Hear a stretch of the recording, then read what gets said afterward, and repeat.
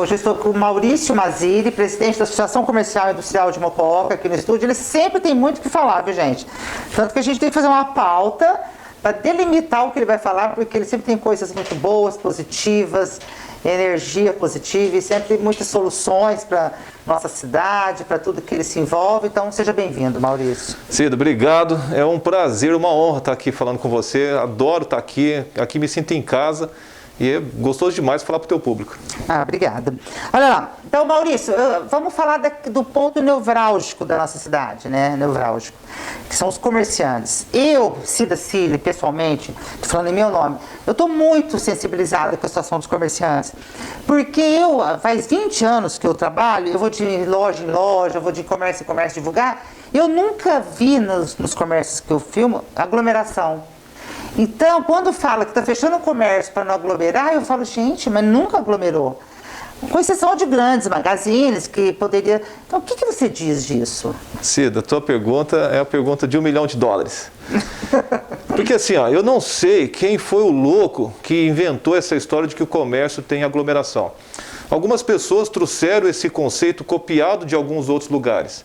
Grandes centros, talvez, né? Vamos falar só do Brasil, porque já houve um erro lá de março de 2020, pessoas copiando Itália, copiando Alemanha.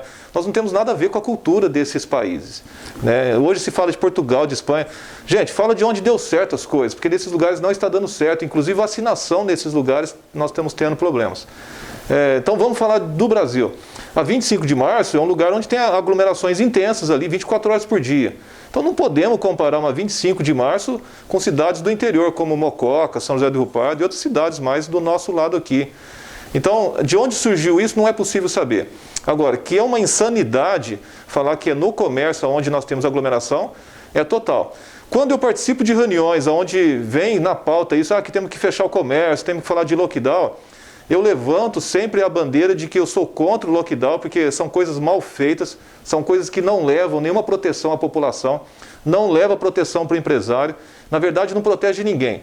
Acontece o seguinte, as pessoas acabam deixando alguns períodos, muita gente em casa, sem nenhum controle sanitário, sem nenhum controle de protocolo. Então, no carnaval, por exemplo, nós fomos os maiores defensores que houve para que pudesse trabalhar o carnaval todo e tirasse os pontos facultativos. Porque a hora que você faz com que as pessoas vão para as empresas hoje, por lei, elas são obrigadas a ter protocolo sanitário. Então nós estamos levando a população para trabalhar em locais com controle sanitário.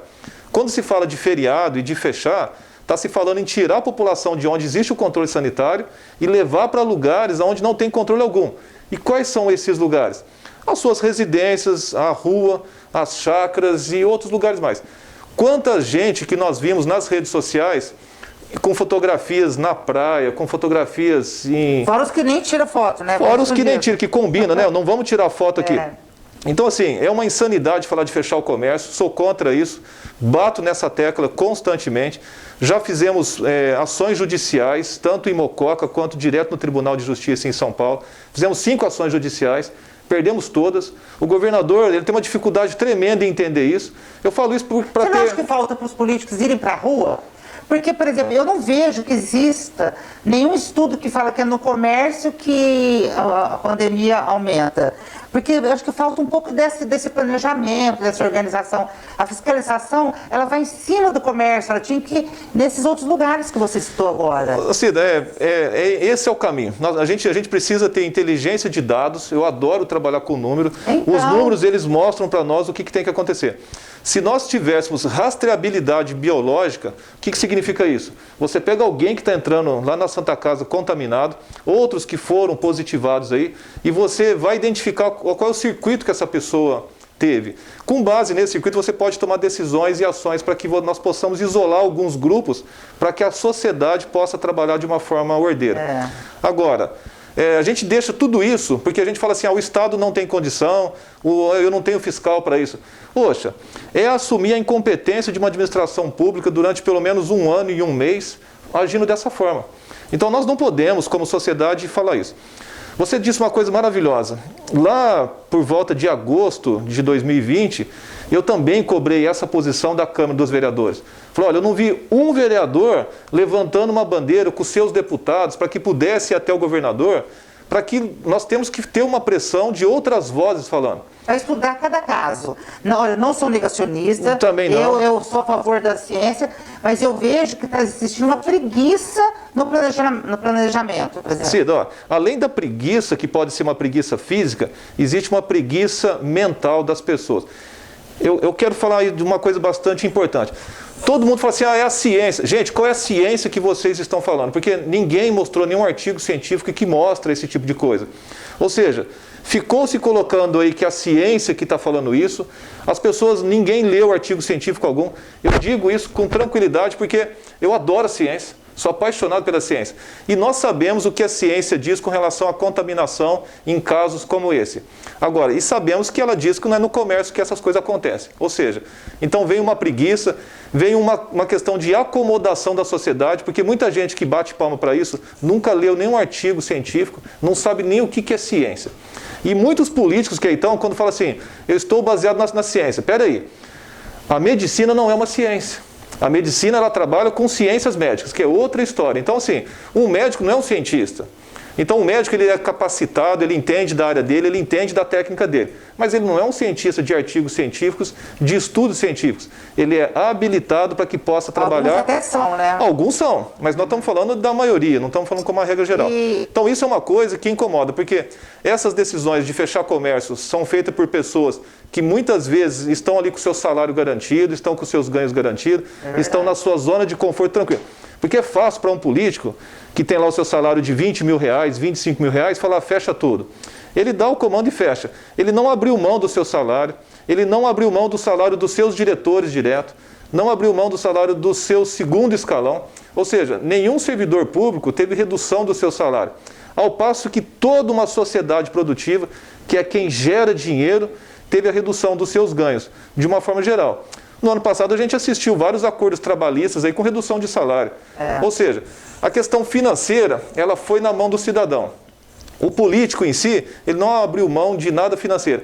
E outra coisa importante, Cida, nós da área empresarial somos nós que geramos dinheiro.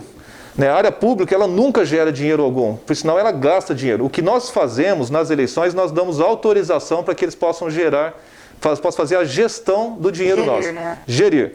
Então, assim, são pessoas que não geram recursos, porque elas só estão gerando, fazendo a gestão desse dinheiro e tomam decisão sobre o que nós vamos fazer da vida.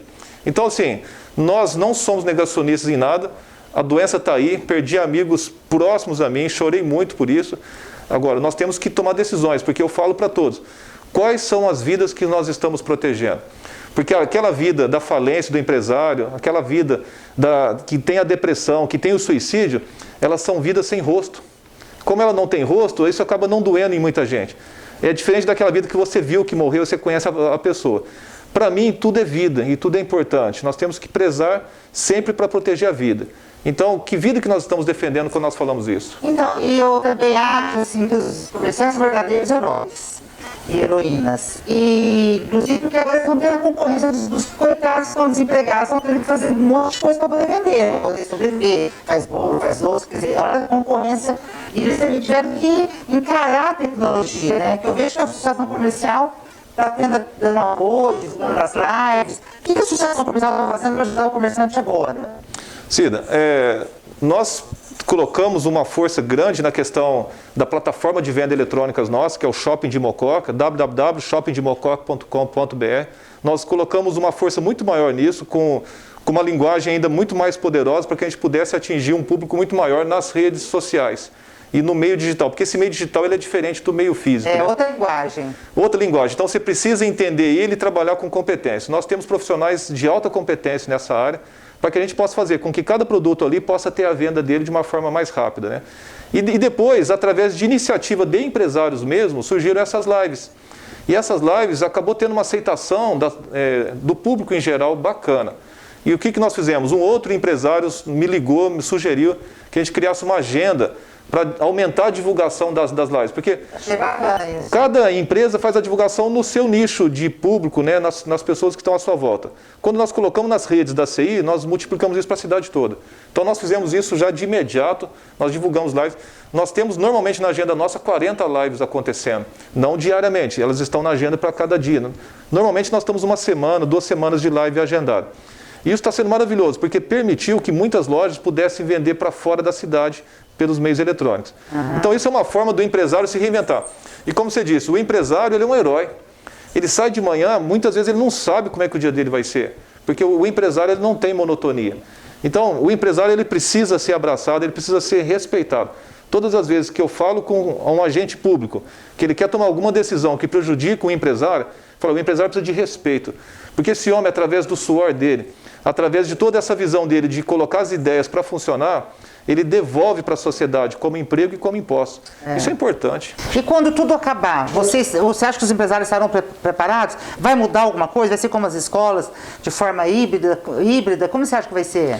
Cido, o nosso olhar é o seguinte, quando essa pandemia veio e se instalou aqui, por sinal, eu enxergo essa pandemia como a 3ª guerra mundial, porque é uma guerra biológica que está aí, uma guerra silenciosa. O que nós pudemos entender em vários estudos, inclusive em julho do ano passado, eu fui fazer um treinamento de gestão de crise, para que a gente pudesse entender onde estávamos, o que era isso e como isso pode refletir na sociedade nossa.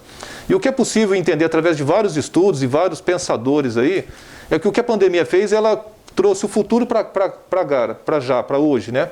O que significa isso? Essa digitalização das empresas, as empresas pelos meios digitais, isso iria acontecer daqui 5 anos, 10 anos. Antecipou. Esse movimento de muita gente trabalhando em home office, que é algo para algumas áreas maravilhoso, né? Tudo isso foi antecipado para agora. Então essa pandemia ela vai deixar algumas marcas no mercado. Como o trabalho home office, tem várias empresas que o home office vai continuar funcionando. Seguramente. E as empresas que estavam se planejando para ir para os meios digitais e teve que entrar agora de uma forma abrupta, ela vai continuar. Por quê?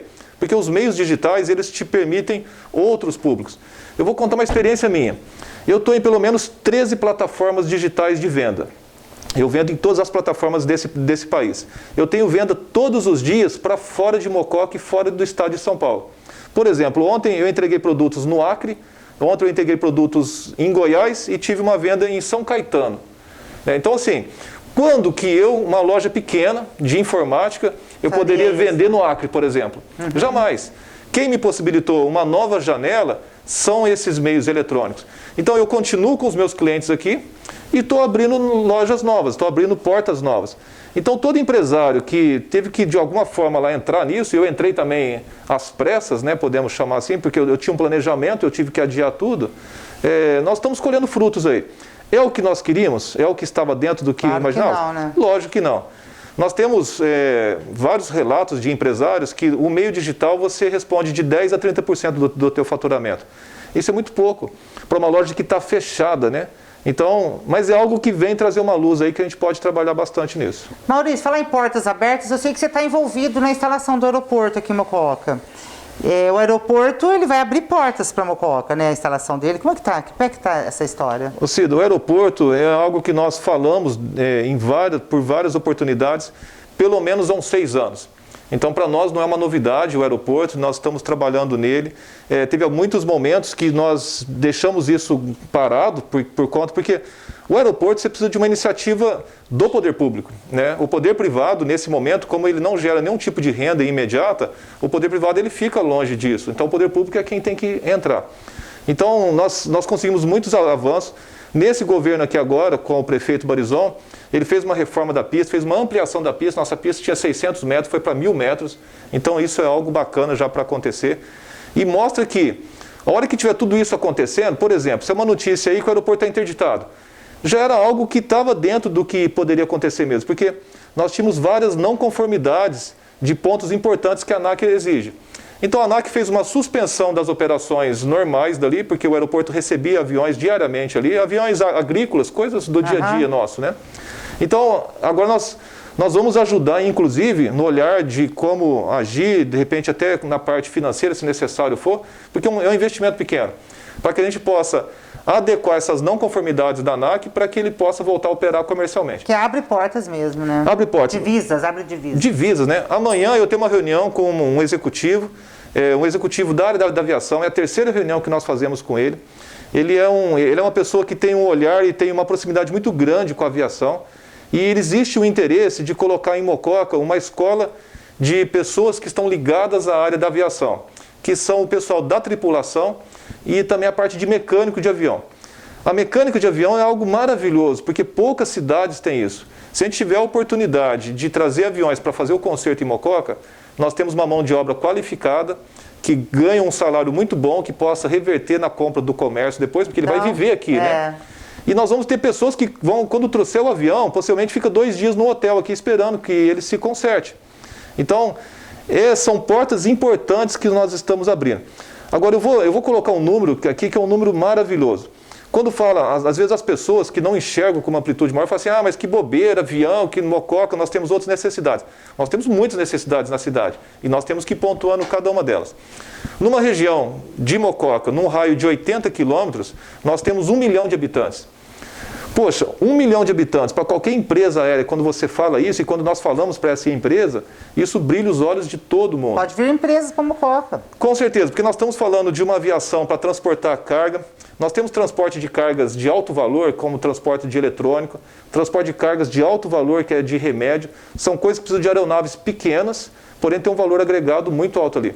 Então, o aeroporto faz parte de um planejamento de longo prazo. É importante que ele esteja estabelecido em Mococa de uma forma razoável, funcionando bem, porque nós vamos ter muitas oportunidades construídas em volta dele. Concordo.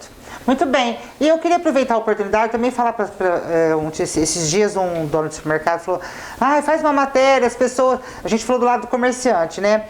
Que agora é lei, você não pode ir com 2, 3, 4 pessoas em supermercado, numa loja. Então, que a população também colaborasse. Vai uma pessoa só. Você e a família inteira fazer compra, vai uma só. É lei, você não cria estresse, ajuda o comerciante. E quem sabe volta a abrir o comércio se a gente mostrar que a gente consegue fazer compra sozinho. Eu sei que é bom sair com o marido, com a mulher, com a família, mas vamos sozinhos para colaborar, né, Maurício? E qual que é o seu recado final para o pessoal que está nos assistindo? Eu tenho 2 recados importantes. Primeiro, falando para o empresário, que continue acreditando no seu negócio, porque eu penso que em um tempo muito rápido nós vamos sair disso de uma forma completa, porque as vacinas estão aí, já está imunizando pessoas. Quando isso estiver de uma forma mais acelerada ainda, que no segundo semestre estará, nós estaremos numa condição já de ter a saúde nossa muito mais protegida. Então, nós vamos sair disso, porque nós somos guerreiros, sabemos o que nós fazemos e tudo isso vai dar certo. E um outro recado para a população como um todo.